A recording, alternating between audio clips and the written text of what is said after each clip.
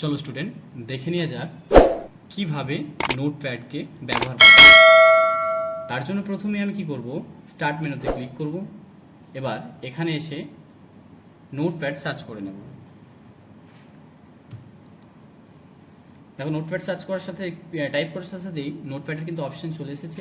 আমি এখানে ক্লিক করে দিলাম। ক্লিক করে আমি নোটপ্যাডটাকে ওপেন করে নিয়েছি। এবার এটা মিনিমাইজ আছে, তার আগে এই জিনিসটা বুঝে নেওয়া যাক। এটাকে বলে মিনিমাইজ, এটা বলে ম্যাক্সিমাইজ। এটাকে আমি ম্যাক্সিমাইজ করে নিলাম। ম্যাক্সিমাইজ করে নিলে পেজটা বড় হয়ে যাবে। বড় হয়ে যাওয়ার সাথে সাথে এখানে উপরে দেখতে পাচ্ছি ফাইল, এডিট আর ভিউ, এই তিনটা মেনু বার আছে নোটপ্যাডের মধ্যে। এই তিনটা মেনু বারের কাজ বলে দিই।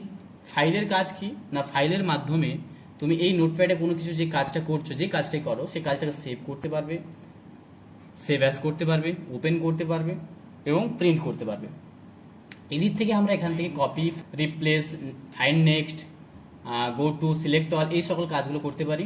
ভিউ থেকে আমরা কি সিস্টেমে কতটা জুমে দেখতে চাইছি, স্ট্যাটাস বার উপরে থাকবে কি না, জুম ইন করবো কি জুম আউট করবো, এই টাইপের কাজগুলো আমরা ভিউ থেকে করে থাকি।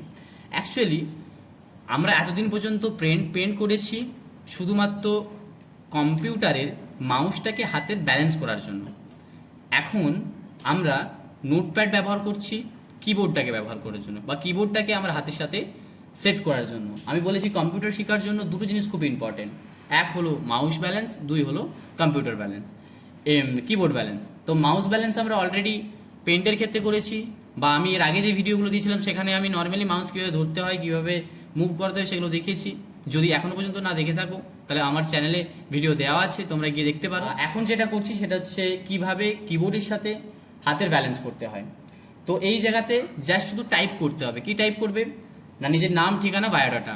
তাছাড়াও যদি কোনো ইংলিশ টাইপ থাকে, ডিজিট থাকে, যদি কোনো ওয়ার্ড থাকে বা কোনো প্যারা থাকে, সেগুলোকে তোমরা টাইপ করে নিতে পারো। যেমন দেখো, মাই নেম ইজ,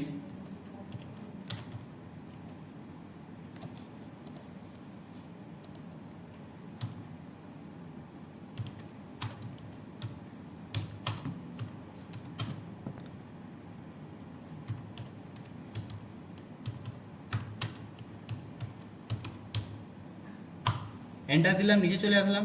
এরপর যদি আমি আবার অন্য কিছু লিখি,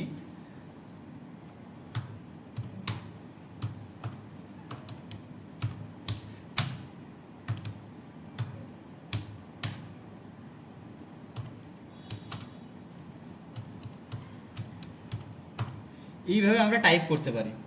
এতে করে কি হবে, আমাদের মাউসের সাথে হাতের ব্যালেন্স এবং কম্পিউটারের কিবোর্ডের সাথে হাতের ব্যালেন্স দুটোই আমাদের ঠিক থাকবে।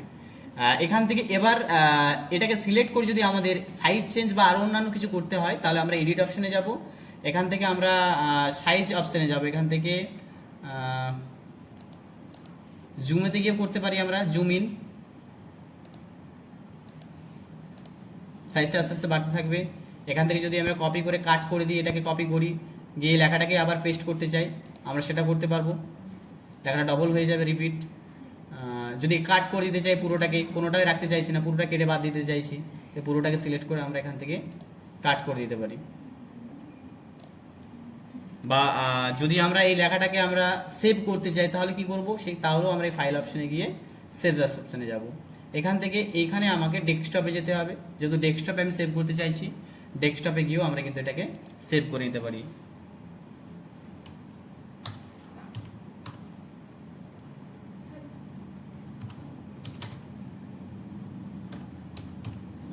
এখান থেকে আমরা এটাকে সেভ করে নিতে পারি। এই হলো আমাদের আজকের নোটপ্যাড কিভাবে ব্যবহার করতে হয়, কিবোর্ডকে কিভাবে ব্যালেন্স করতে হয় তার একটা পার্ট। ধন্যবাদ।